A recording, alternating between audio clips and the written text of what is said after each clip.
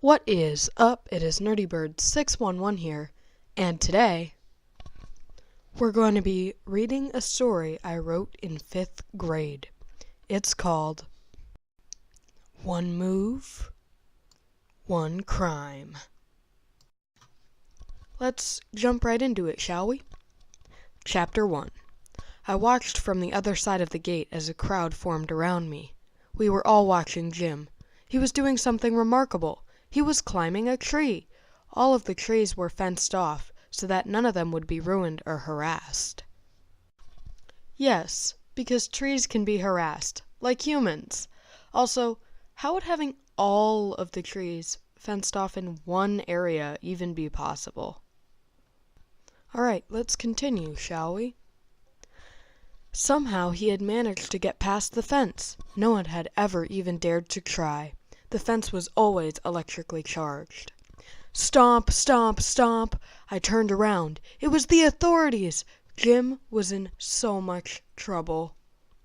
Ooh, the authorities? What scary phrasing! I want to die. Anyways, I knew what would happen next. I didn't want to look, but where else was there to look? Jim didn't seem to notice the nature preserver, Olivia, scanning her card at the fence. Oh God, I forgot I put me and all of my old friends in this. I didn't even bother to change the name. Doug, the assistant, was not there because he was probably helping set up the torture machines for Jim with Eli. Eli was the main scientist here. Doug sort of helped out with anything. Okay, how would the torturers already know what was going on? Also, I gave Doug, my friend, a really bad character. Wow, what a great friend I am. Jim turned around to find the black figure of Olivia grabbing at his arms. He began to shout, but nobody did anything. It was too risky. Olivia walked away, with Jim slung over her shoulder. Okay, props to 5th grade me for that imagery. Everyone knew where to go next. As always, anyone who broke the rules would be tortured in the town square. All citizens were forced to watch. I followed the crowd, but I was not looking forward to what I was about to see. Actually, Jim was my boyfriend. I loved him because he was rebellious. Actually, Jim was my boyfriend. That is the most cringy sentence I have ever read. How do I casually bring up the fact that I'm dating Jim? Oh, I know. I'll just flat out say it. Out of nowhere. This time he had gone too far. Usually I would have snuck off to my house by now, but this was Jim. I wanted to be there for his last moments. Alright, rolling into chapter 2. I pushed through the crowd trying to reach Olivia, trying to reach Jim. I was only a few people behind when a group of 6 cut in front of me. No chance of reaching Jim now. My pupils dashed around, searching for Jim's mom. I couldn't find her and started to think that she wasn't even there. The people in front of me stopped. I bumped into them. Oh no, they're starting, I thought, and I can't see. I crept through people's legs and reached the front of the crowd. I looked at the evil machine before me. I had seen this one before. It was meant to crush someone's stomach until they puked their organs out. Jeez, I was one messed up child. I tried to keep my eyes on Jim as his stomach was being slammed by a huge metal hammer. I couldn't help looking away, but as I forced my head to face Jim, I realized that his face was expressionless. Was he unconscious? I couldn't do it anymore. I tore my eyes away from Jim's face and ran towards his house. I pounded on the door and no one opened. I put in the code on the keypad beside the door, 23067. I peeked my head into the house. Jim's mom was sitting right inside on the sofa.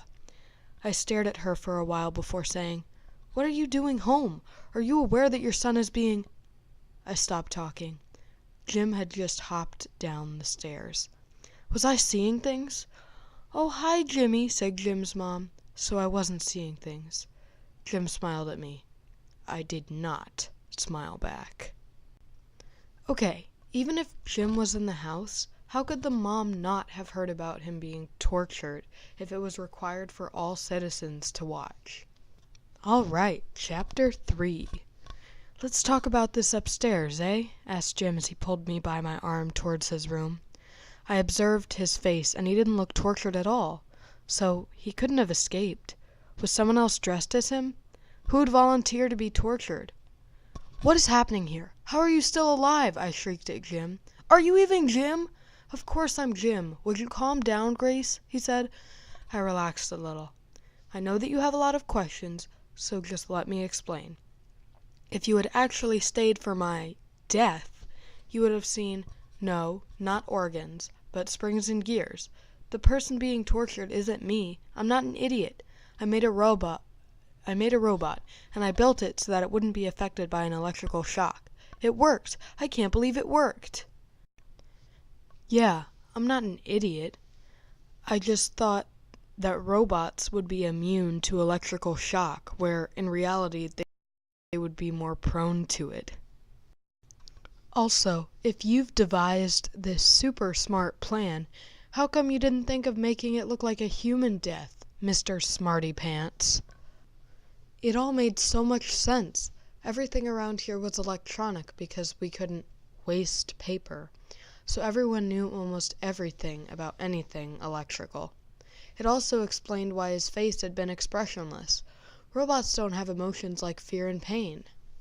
So you're saying we can get away with anything if we use a robot? I suggested excitedly. All right, Chapter 4. Not necessarily. First of all, it was a stupid idea to model the robot after me.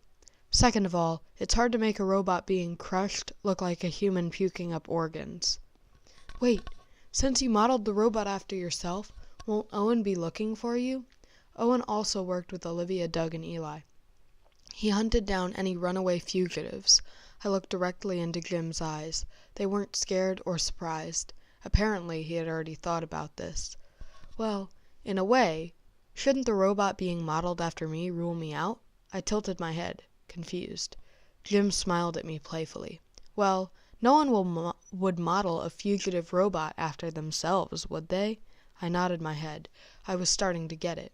I finished his explanation. So it would look like you were being framed. The person who was framed couldn't have done it, so they would have never suspected you. I finished the sentence with an excited shout. Yes, that's totally what the cops will think. That's definitely how being framed works. My logic is seriously messed up. All right, let's finish this bad boy up. I finished the sentence with an excited shout. Jim shushed me and lowered his hands as if to say, quiet down. I nodded and looked at the floor. Jim lifted my chin and smiled at me. I smiled back. Whoa, got some really short romantic conflict in there. And then I stopped writing, probably because I started writing without knowing what the conflict or ending were going to be.